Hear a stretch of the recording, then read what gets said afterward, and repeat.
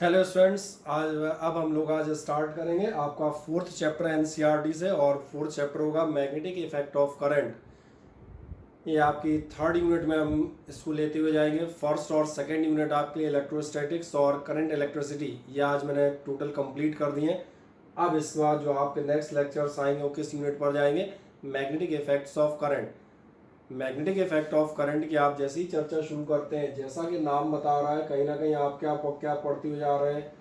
आप पढ़ रहे हैं करंट के magnetic effects. Actually last unit जो आप पढ़ रहे थे वो थी करंट इलेक्ट्रिसिटी। करंट इलेक्ट्रिसिटी जिसमें आपने ध्यान दिया होगा, हम चार्ज पढ़ रहे थे, इलेक्ट्रिक फील्ड पढ़ रहे थे, ये सारी चीज़ें हमने पढ़ी हुई थी। नाउ अब हम एक और बात पे जाएंगे। Whenever a current is flowing through a wire और कंडक्टर, अगर किसी भी कंडक्टर या वायर से करंट फ्लो हो रही हो तो इलेक्ट्रिक फील्ड जो हम लेते हैं उसके अलावा एक प्रॉपर्टी और आपको नजर आती है, current develops a magnetic field around it also. और ये फिनोमेना किस नाम से जाना जाता है? This phenomena is called magnetic effect of current. सबसे पहले इसकी स्टार्टिंग कहाँ से होती है? तो आप देखेंगे 10th लेवल की एक नाम आता है, और ये नाम आता है ऑरेस्टेड्स एक्सपेरिमेंट। ऑरेस्टेड्स एक्सपेरिमेंट यहाँ देखना, एक बहुत छोटा सा एक्सपेरिमेंट था, मैं आपको फिगरेटिव दिखाता हूँ। ऑर्स्टेड एक्सपेरिमेंट में इसने क्या क्या क्या किया, ध्यान देखना। एक बैटरी इस्तेमाल की। ये मान लेंगे हमारे पास कोई बैटरी है, एक हमने कंडक्टर लिया और इस कंडक्टर से आप करंट फ्लो कर रहे हैं। जैसे ही आप करंट फ्लो करेंगे, इस बैटरी को ऑन करके मान के चले लेट इट बी अ की, और आप इस की को क्या करते हैं? ऑन कर देते हैं। जैसे हम इसको करते हैं, यहाँ पर इस वायर में करंट फ्लो हो रही है। ये एक ऑर्डिनरी फिनोमेना है जो हम लास्ट यूनिट में आपने पढ़ा, करंट इलेक्ट्रिसिटी। तो फिर आप खास चीज़ हम क्या लेके चलेंगे? आपने ध्यान दिया होगा, कंपास आप ला सकते हैं। कंपास मीन्स मालूम है, जिसकी हेल्प से डायरेक्शंस चेक की जाती है नॉर्थ साउथ, जिसमें एक मैग्नेटिक नीडल है, स्ट्रॉन्ग मैग्नेटिक नीडल सेंटर पर पाइवोट होती है। सपोज करें आप ऐसा एक मैग्नेटिक कंपास यहाँ पर रखते हैं, और मैग्नेटिक कंपास कहाँ रखना है? इस वायर के ऊपर। वायर नीचे जा रहा है, कंपास में कहाँ पकड़ूंगा? यहाँ पर। जैसी कंपास में यहाँ पकड़ूंगा, मैं मान के चलता हूँ let this direction be north south. ये हमने वायर का ओरिएंटेशन कहाँ रखा है? नॉर्थ साउथ ईस्ट वेस्ट में। वायर भी मैंने नॉर्थ साउथ डायरेक्शन में लिया है। अगर एक्चुअल कंडीशन होती when there is no flow of current in this wire, तो जो आपकी मैग्नेटिक नीडल है वो आप देखेंगे इसी वायर के डायरेक्शन से कोइंसाइड करती है। मैं इस एक्सपेरिमेंट को दोबारा आपको बताता हूँ। क्या मैंने कहा? If there is no current through the wire, अगर आप इस वायर से करंट फ्लो नहीं करेंगे, देन जो आपका मैग्नेटिक नीडल है वो इसी वायर के जो आपके जो डायरेक्शन है उनसे कोइंसाइड करेगा। क्यों कर रहा है? Because the wire is in north south direction, along the north south direction. और आपको मालूम है कंपास का डायरेक्शन नॉर्थ साउथ होता ही है। But what will happen if you flow the current through the wire? अगर आप इस करंट को फ्लो करते हैं तो आप देखेंगे नीडल हल्का सा अपने लेफ्ट वर्ड को डेविएट होती है, यानी आपकी नीडल की सिचुएशन क्या हो जाती है? ये। और ये सिचुएशन एक चीज़ बता रही है, यानी हम क्या कह सकते हैं, जैसे आप करंट फ्लो करेंगे आपका डेवलपमेंट होगा डिफ्लेक्शन इन मैग्नेटिक नीडल या कंपास। और मैग्नेटिक नीडल या कंपास में डिफ्लेक्शन केवल तभी पॉसिबल है when a magnetic field is produced near by it.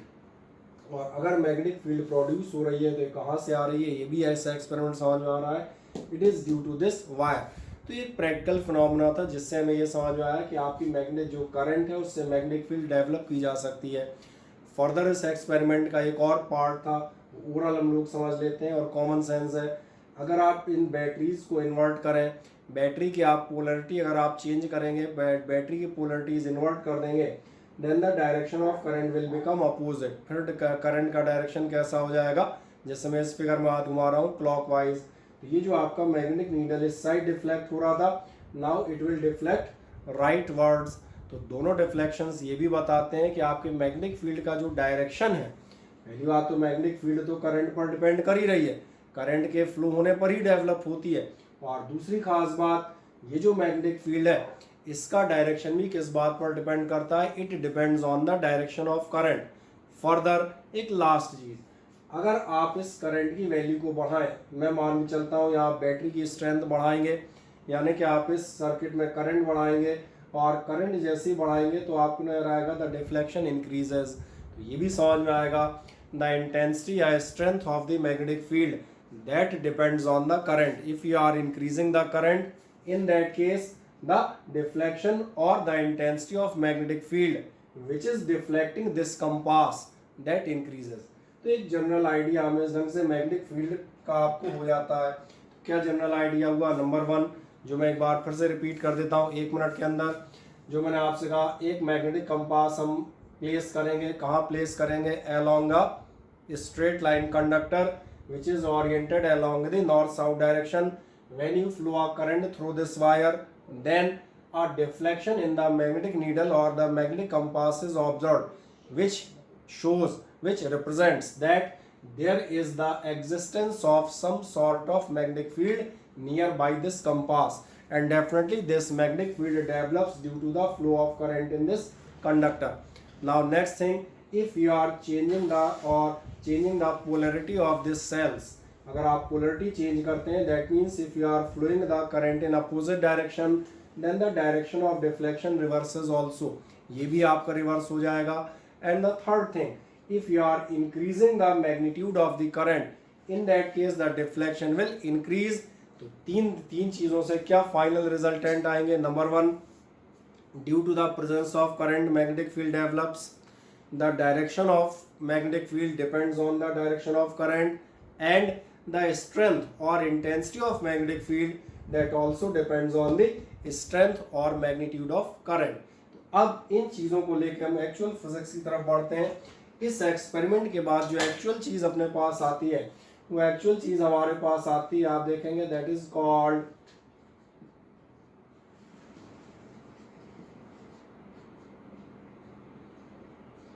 बायो-सैवर्ट्स law. ध्यान रखना, इसको बायोट-सैवर्ट नहीं पढ़ते हैं, इसको हम क्या पढ़ते जाते हैं? Bio-Savart law. अब बायो-सैवर्ट लॉ आपसे क्या कहना चाहता है? बायो-सैवर्ट लॉ इसी जो आपका एक्सपेरिमेंट था, इसी का मैथमेटिकल पार्ट है। This experiment, this law says whenever a current is flown through a conductor, then a magnetic field develops around it। This phenomena is called magnetic effect of current। ये definition तो यहीं से हमें समझ में आ गई। Number second एक चीज बताता है, if you are considering a small element of this wire, हमने एक स्मॉल एलिमेंट कंसीडर किया है हैविंग द लेंथ dl। अगर आप इस स्मॉल एलिमेंट की वजह से किसी भी एक ऑब्जर्वेशन पॉइंट पर intensity of magnetic field calculate करना चाहते हैं, then this intensity of magnetic field will depend on 2 और 3 फैक्टर्स। कौन कौन से फैक्टर्स डिपेंड करेगी? सबसे पहला बताते हैं, इट इज, या यहाँ लिख देता हूँ, चले आपको बताता हूँ, इंटेंसिटी ऑफ मैग्नेटिक फील्ड। ये इंटेंसिटी ऑफ मैग्नेटिक फील्ड जो मैंने कहा किन किन फैक्टर्स पे डिपेंड करेगी? फर्स्ट ऑफ ऑल, जो हम यहाँ ऑब्जर्व कर रहे थे, directly proportional to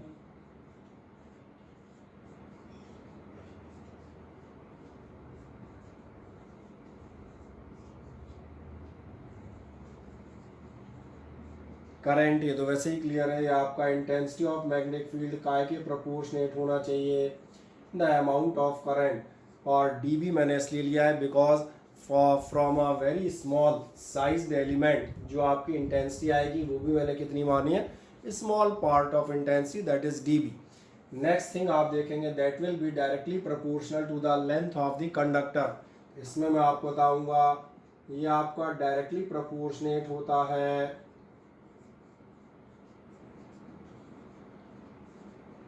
directly proportionate to length of element. इस एलिमेंट की लेंथ के डायरेक्टली प्रोपोर्शनेट होगा, यानी आप कह सकते हैं dB प्रोपोर्शनेट dl। थर्ड ध्यान देखें, थर्ड किस बात पर डिपेंड करेगा? थर्ड जो रूल बताने जा रहा हूँ आप कई जगह पहले भी पढ़ चुके हैं, that will depend on the distance of the point from the element. मैं सपोज करता हूँ let this distance be r। तो तीसरा फैक्ट मैं आप बताऊंगा, इसने कहा ये फैक्ट आप कई बार आप पढ़ चुके हैं, तो इसको हम डायरेक्टली लेते हैं, inversely proportional to square of distance. ये आपको मालूम है magnetic electric force inverse square law follow करते हैं, यानी आपका dB प्रोपोर्शनेट क्या होगा 1/r²। And the final fourth चीज़ जो आप जाएंगे वो आप किस पर जाएंगे, वो जाते हैं डायरेक्शन और angle between of the element. ये एलिमेंट का ओरिएंटेशन किधर है, सामने है, साइड में है, बहुत ज़्यादा साइड में है। इसके लिए हम मैथमेटिकली लिखते हैं directly proportional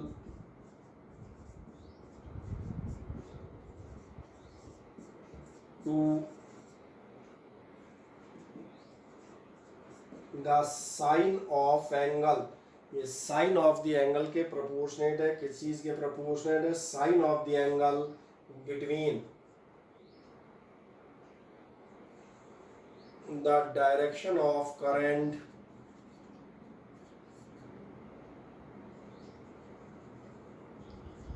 and line joining the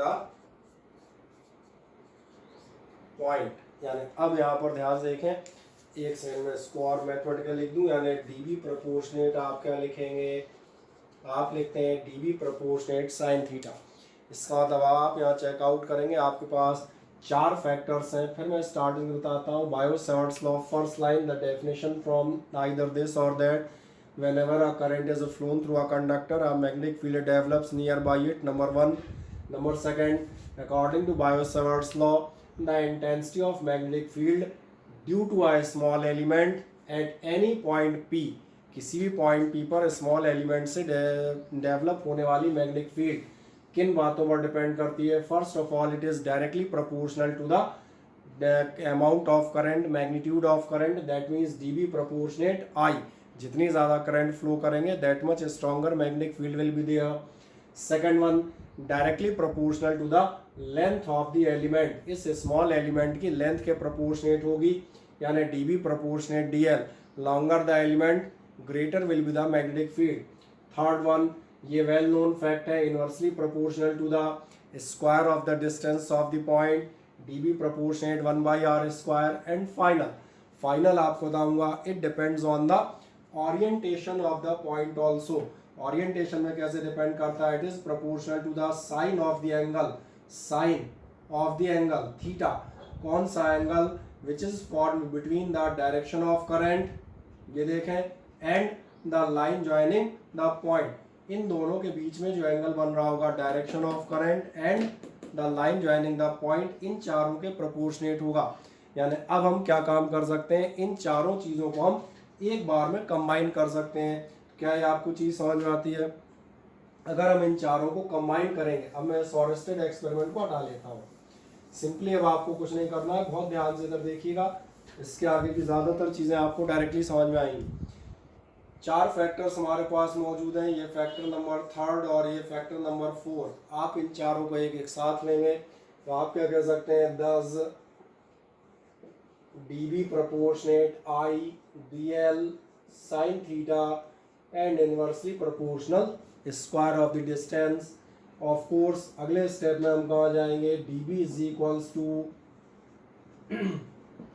k ideal sin theta by r², and that's all about the Biot-Savart's law। लेकिन एक्चुअली Biot-Savart's law यहाँ पर ख़त्म नहीं होता, इसका एक पार्ट यहाँ से शुरू होता है। तो आप कहेंगे एक पार्ट यहाँ से शुरू कौन सा होता है, तो वो पार्ट शुरू होता है ये के। इस के को जैसे हमने कूलॉम्स लॉ में पढ़ा था, उसी टाइप से हम इस के को डिस्क्राइब करेंगे। यहाँ से फिर एक बार बताया जाएगा, के डिपेंड्स ऑन, के आपका 2 बातों पर डिपेंड करता है, और जिन 2 बातों पर डिपेंड करता है वो आपको याद आनी चाहिए। फर्स्ट ऑफ ऑल, ये डिपेंड करता है सिस्टम ऑफ मेजरमेंट, और सेकंड ये डिपेंड करता है नेचर ऑफ मीडियम। अब आप पूछेंगे कि सिस्टम ऑफ मेजरमेंट और नेचर ऑफ मीडियम पे कैसे डिपेंड करेगा। सो इन सीजीएस सिस्टम पहले हम बात कर लेते हैं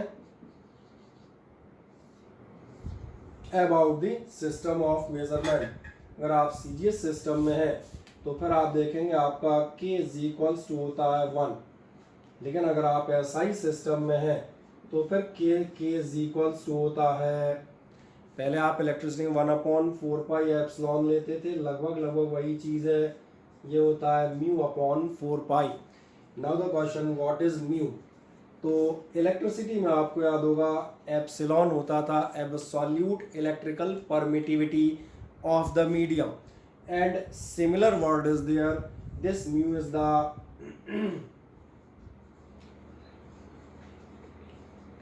एब्सोल्यूट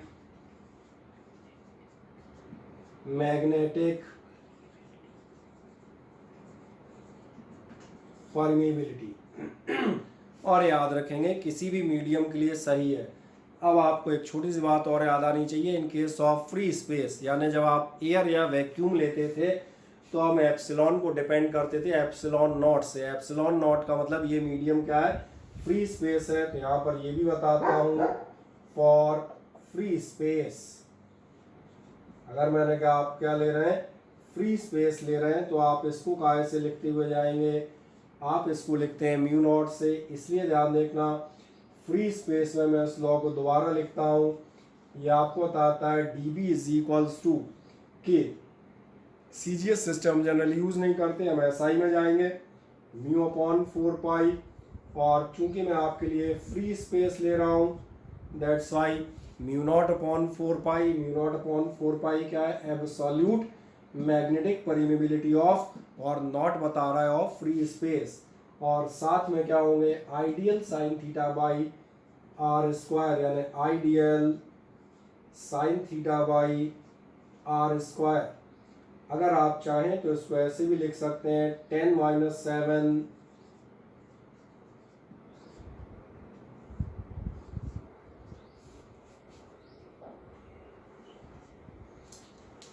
अब अगर आप हल्का सा दिमाग का इस्तेमाल करेंगे तो आपको बिल्कुल साफ समझ में आएगा कि dB इज इक्वल्स टू आपका कितना है 10-7 ideal sine theta by are square, where μ0/4 pi has the value 10-7। So now एक मिनट में फिर से रिपीट कर देते हैं आपके लिए जो आपने करंट पढ़ी थी, magnetic field due to a current carrying conductor. कोई भी करंट कैरिंग कंडक्टर है मैग्नेटिक फील्ड डेवलप करेगा, किसी भी स्मॉल एलिमेंट की वजह से डेवलप होने वाली मैग्नेटिक फील्ड चार बातों में डिपेंड करेगी। मैग्नेटिक फील्ड प्रोपोर्शनेट होगी करंट के, डायरेक्टली प्रोपोर्शनेट होगी लेंथ ऑफ द एलिमेंट के, और डिपेंड करेगी over the sine of the angle between current and the distance line, या लाइन ज्वाइनिंग द एलिमेंट। और सबसे खास लाइन जो हमेशा याद रहती है, inversely proportional to the square of the distance. So dB is equals to k ideal sine theta by are square. Further, this k, the value of k depends on two factors. Number one, system of measurement and on the nature of medium. जैसा कि हम Coulomb's law in electrostatics में पहले भी first chapter में इस्तेमाल करके आए हैं। अब जब ये वैल्यू इन पर डिपेंड करती है तो फिर अगर आप सीजीएस सिस्टम उठा रहे हैं देन के की वैल्यू आप कितनी लेंगे 1, बट इन एसआई सिस्टम अगर आप एसआई सिस्टम लेते हैं तो के की वैल्यू होगी μ/4 पाई। आप कहेंगे व्हाट इज म्यू, तो म्यू का नाम याद रखिएगा, it is absolute magnetic permeability. Permeability आपको मालूम है, परमिएबिलिटी का नाम हम जनरली केमिस्ट्री में या बायोलॉजी में आपको याद आएगा सेमी परमिएबल मेम्ब्रेन के नाम से सुनते थे। जब भी कभी आप सॉल्यूशंस, ऑस्मोसिस, डिफ्यूज़न ऐसे शब्दों पर जाते हैं तो आपकी जो जैसे बायोलॉजी में सेल मेम्ब्रेन आती हैं, cell membranes are selectively permeable. कुछ मटेरियल्स को अंदर या बाहर परमिट करती हैं, अलाउ करती हैं कि इनका डिफ्यूज़न या ऑस्मोसिस होगा, तो ये प्रोसेस उससे आर पार निकलना है, ये चीज़ क्या है, ये आपके लिए कहलाएगी परमिएबिलिटी। ऐसे ही आप देखेंगे सॉल्यूशंस में भी हम परमिएबल वर्ड का इस्तेमाल करते हैं। तो मैंने कहा ये मैग्नेटिक परमिएबिलिटी क्या शो कर रहा है कि किसी भी मीडियम से आपका मैग्नेटिक इफेक्ट या मैग्नेटिक फील्ड लाइंस पार होंगी या नहीं होंगी। तो ये कितनी पार होंगी, that will called absolute magnetic permeability. Free space के लिए आप इसे किस से लिखते हुए जाएंगे, तो मैंने कहा ये आप लेंगे μ0/4 pi ideal sine theta by are square, और इसीलिए लास्ट में आपका μ0/4 पाई की वैल्यू आप याद रखिएगा 10-7 ideal sine theta by are square. अब जो आप जैसे ये पूरी कहानी समझ लेते हैं, अब इसके बाद हम नेक्स्ट किस चीज़ पर जाएंगे कि आपको ऐसा ध्यान है मैग्नेटिक फील्ड या इंटेंसिटी ऑफ मैग्नेटिक फील्ड, ये आपकी क्या होती है, वेक्टर क्वांटिटी होती है। और अगर वेक्टर क्वांटिटी होती है तो मैं अब इस स्टेटमेंट को एक बार फिर से लिखता हूँ, ध्यान देखें, D B is equals to mu not upon 4 pi ideal sine theta by are square. ये मेरे पास दोबारा से एक बार मैंने लिया। अब मैंने कहा ये जो चीज़ है इसको मैं वेक्टर फॉर्मेट में कन्वर्ट करूँगा।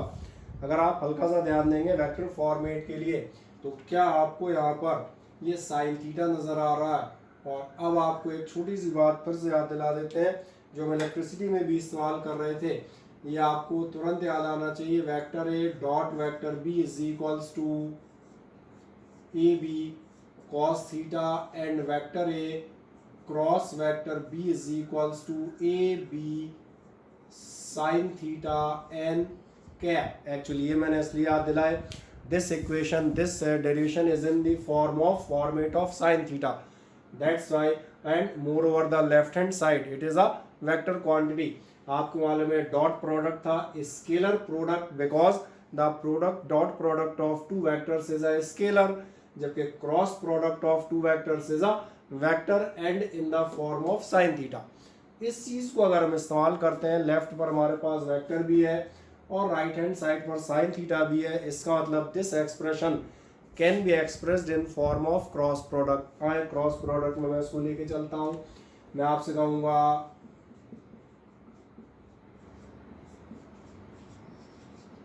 इन वेक्टर फॉर्म, अगर मैं इसको वेक्टर फॉर्म में ले जाऊँगा तो vector D B is equals to vector D B, ये तो आपका म्यू नॉट अपॉन 4 पाई है।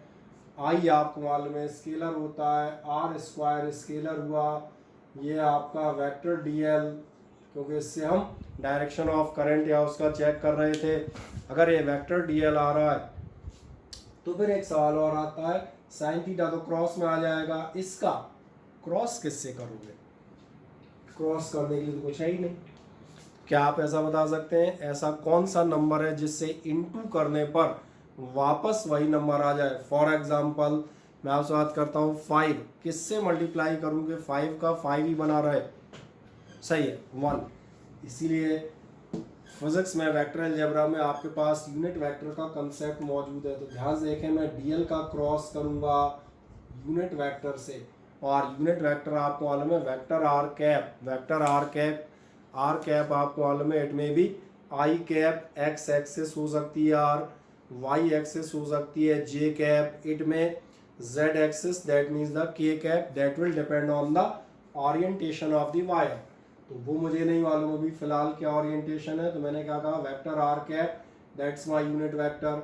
अगर मैं ऐसा लिख देता हूँ तो बहुत ध्यान से देखें, हम इसको ऐसे भी लिखते हैं R cap is equals to, ये लास्ट ईयर हमने 11th में पढ़ा था, vector R divided by mod vector R या simply vector R divided by R. अगर इस फॉर्मूले को आप लास्ट ईयर वेक्टर अलजेब्रा के यूज़ करते हैं तो D B is equals to mu not upon 4 pi I upon R square and D L cross vector R upon R. और अगर फाइनल लाइन पर मैं जाऊंगा तो फाइनल लाइन आपको मिलेगी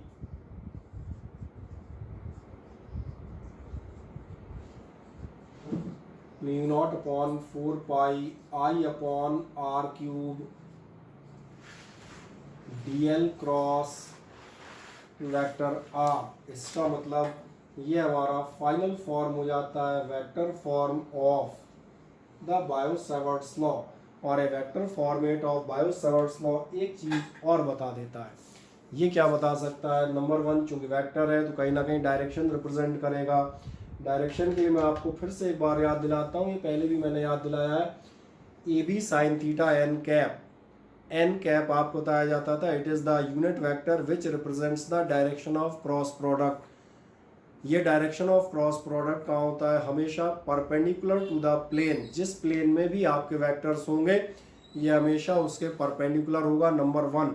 और दूसरी चीज़, इसको अगर हम अभी सिर्फ वेक्टर अलजेब्रा की बात करें तो वहाँ पर एक लॉ आता था, it is decided by Maxwell's right handed screw rule. जिससे मैं आपको याद दिलाता हूँ, उसमें हम ये बताते थे कि अगर आपके वेक्टर्स क्लॉकवाइज ऑर्डर में होंगे तो जिधर आपका स्क्रू जाएगा दैट मीन्स डाउनवर्ड, और along the negative Z axis वो क्रॉस प्रोडक्ट का डायरेक्शन होगा। या अगर आप स्क्रू एंटी क्लॉकवाइज घुमाएंगे तो फिर आपका या अपवर्ड या पॉजिटिव जेड एक्सिस होगी। तो चलें इसकी न्यूमेरिकल्स में जब हमें ज़रूरत पड़ेगी तो एक बार फिर हम इलस्ट्रेट करेंगे। फिलहाल इस जानकारी से एम कैप हमें यहाँ से समझ में आता है क्रॉस प्रोडक्ट है, डायरेक्शन इस प्लेन के परपेंडिकुलर होगा, तो हम क्या लिखेंगे, दस the direction of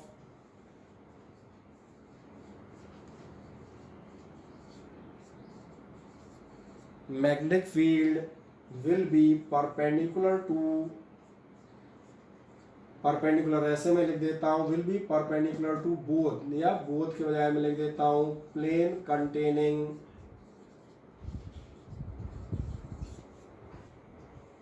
DL and R। जहाँ भी आपके DL R है जिस प्लेन पर मान के चलते हैं वो प्लेन ऑफ पेपर या प्लेन ऑफ बोर्ड होता है, आपकी जो मैग्नेटिक फील्ड होगी वो कहाँ होगी, उसके परपेंडिकुलर होगी, नंबर 1। और सबसे लास्ट सेंटेंस डिसाइडेड बाई, वो भी आपको याद रहना चाहिए।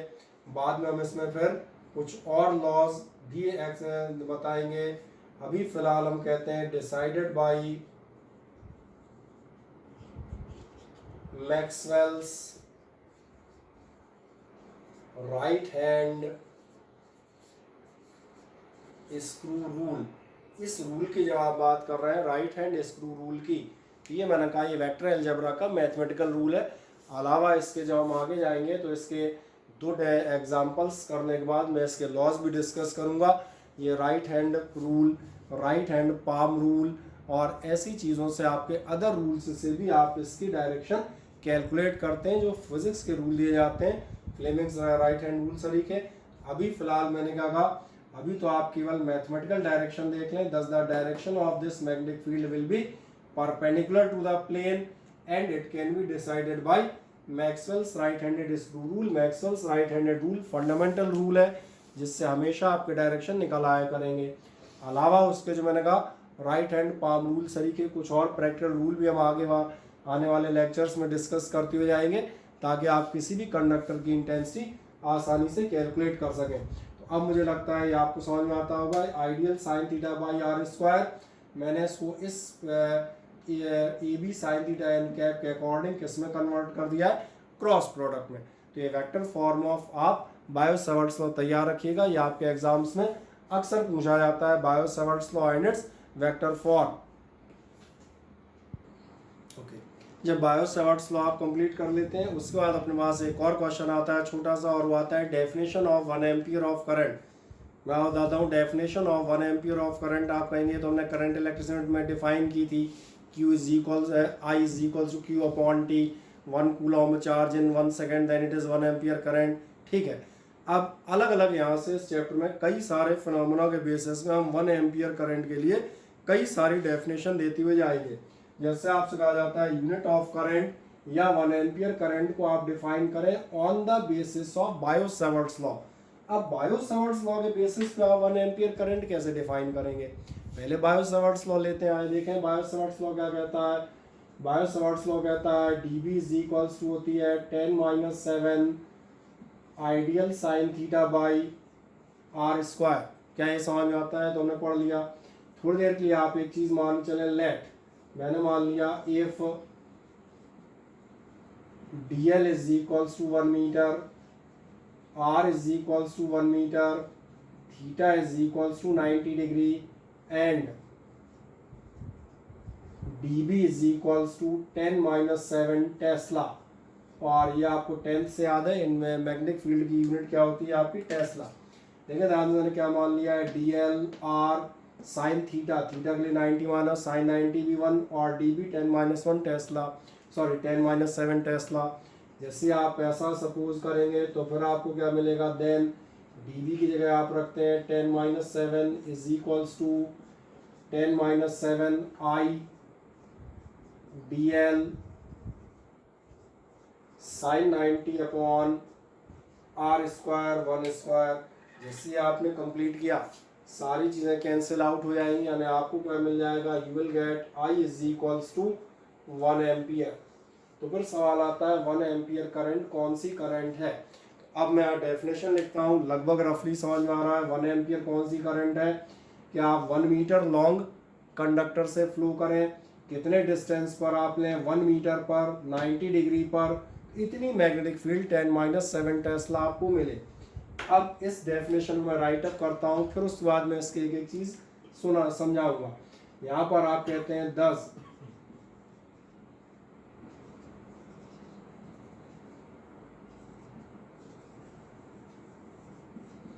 1 ampere current is that current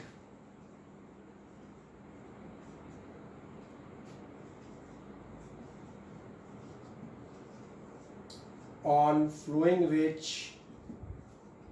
in a circular arc of length and radius 1 meter each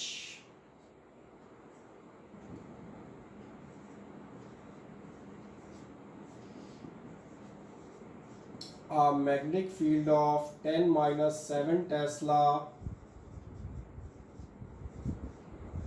develops at the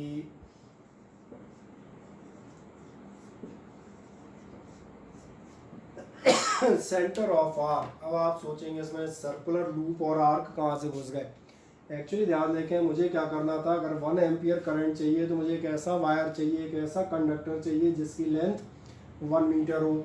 problem ये, अगर आप 1 मीटर लेंथ का वायर लेते हैं और इससे आप 1 मीटर डिस्टेंस पर कोई पॉइंट चूज करते हैं जहाँ एंगल 90 डिग्री है, तो इस एलिमेंट के लिए तो सही है, पर क्या आपने ध्यान दिया इस पूरे वायर के अलग अलग पॉइंट्स के लिए आपके ना तो एंगल 90s होंगे, ना ही आपके डिस्टेंसेस 1 मीटर रह जाएंगे। तो फिर ऐसा क्या किया जाए कि ऑब्जर्वेशन पॉइंट से इस कंडक्टर का डिस्टेंस हमेशा 1 मीटर हो। ऑब्जर्वेशन पॉइंट से अगर इस कंडक्टर का डिस्टेंस परमानेंट 1 मीटर चाहिए, then only the way is to choose a circular arc.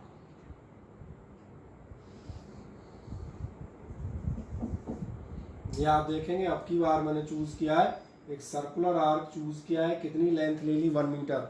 क्या बेनिफिट होगा, जो हमने कहा था लेंथ 1 मीटर चाहिए और डिस्टेंस भी 1 मीटर चाहिए। अब आप इसके किसी भी पॉइंट को देखें, पहले पॉइंट से लेके आखिरी पॉइंट तक आपको नजर आएगा, हर पॉइंट पर r इज इक्वल्स टू कितना होगा, 1 मीटर। दूसरी चीज, एंगल आपके बराबर चेंज हो रहे थे। आपको मालूम है रेडियस और circumference there is always an angle of 90। आप किसी भी जगह एंगल मेजर करेंगे तो आपका एंगल कितना होगा, 90।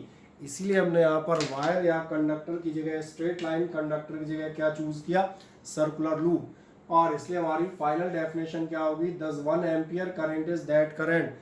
1 एम्पियर करंट कौन सी करंट है, जैसे मैं सपोज करता हूँ इससे हमारी कब मानी जाएगी 1 ampere, as the definition states when on flowing which in a circular arc of length 1 meter, जिससे आप किससे फ्लो करेंगे, एक सर्कुलर आर्क से फ्लो करेंगे of length 1 metre, distance 1 metre.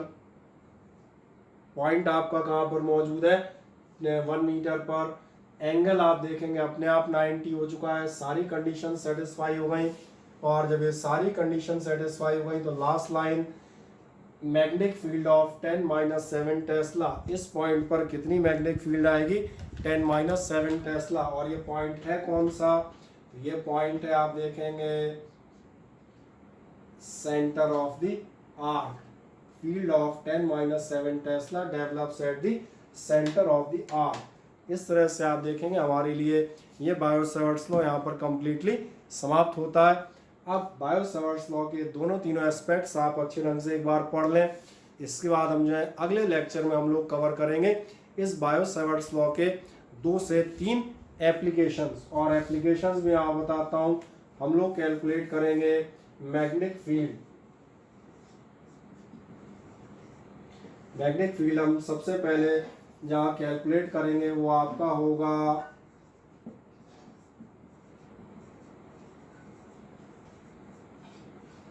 Centre of circular loop, दूसरा आपका होगा एक्सिस ऑफ सर्कुलर लूप, और तीसरा होगा